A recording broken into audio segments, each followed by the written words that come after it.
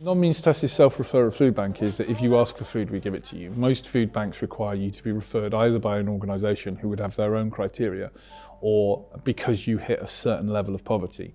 So when we took over the system, there was maybe 12 referrals in the week because that's how many qualified.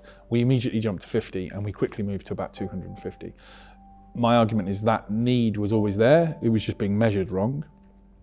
If you don't believe that, then you believe that we changed the metric too fast to include too many people. So actually what we're really doing is arguing about the definition of hungry.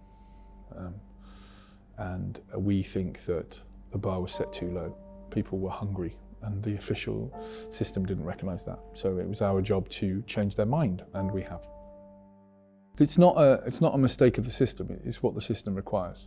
We've made it easier and easier to hire and fire people. If you're a 0-hour contract cleaner in this area here with 2 kids, you are screwed. You haven't had any work in a year. And the benefit system that you were invited to join, which is our kind of social safety net, requires you to wait a number of weeks and borrow the money that you will eventually get to feed your children. That's not a mistake, that's actually the system. That is the values lived. You are what you do and we are that. That's a problem. It's a problem because kids will go hungry, it's a problem because people will be demotivated, it's a problem because people will be tense and not have the capacity to imagine and plan, but it's also a problem because all those people are going to grow up angry. And when we talk about the divisions and the culture war that this country is currently facing, it's not just because Nigel Farage is on the television. It's not just because we have many more columnists and we have people who actually do things for a living that talk in the public sphere. It's because we've managed to make it that large parts of the country no longer have any real reason to not burn it down. Do you think that'll change? I think we need narratives. We need collective narratives that leave enough room for us to be heroic. I don't think that is at the minute. I think the problem with both our COVID response and our Brexit response and generally our response full stop is it requires us to judge our neighbours because they have failed, because they had a party, rather than what is it I can do. We don't talk enough about the people who have stepped forward and done amazing, great things, not en masse. We talk a lot about en masse the people who have done stupid things. That needs to change. We need to find heroic narratives.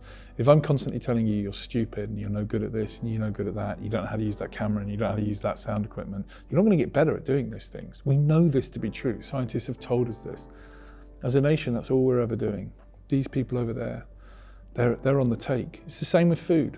These people don't deserve a food parcel, they'll get addicted to food parcels. You can't get addicted to shit white carbohydrates. You just can't. It's nonsense. It's Victorian moralising. We need better storytelling. We need a story the nation can get behind. But we'll see. I don't know. I've reached an age now where I understand that I'm not going to be an important man. And that's strange because I'm a child of Thatcher. That's when I grew up. We all assumed we were all going to be important, and then there reaches a point around about 38 when you realise you're not. And so therefore you've got to think about what you're going to do. And as far as you could see from this building, it is true that you will not go hungry during COVID crisis. And that's because we've decided to make that true. And it's only a tiny thing. It's not a big thing. It's not a national thing. It's not an international thing. Aaron Sorkin isn't going to make a TV movie about us. But it's important. And it's important to us and it's important to them. And that might be enough.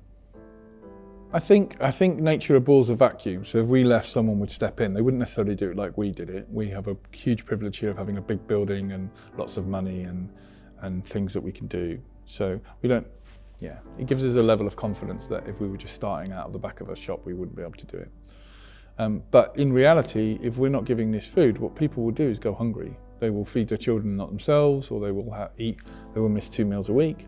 Nobody is going to die of starvation in the next 4 days in Holbeck and Beeston, but they might have substantially less pleasant lives. They might not have the patience to deal with their children or their spouses or anything else. And so at first we were definitely dealing with people who were starving.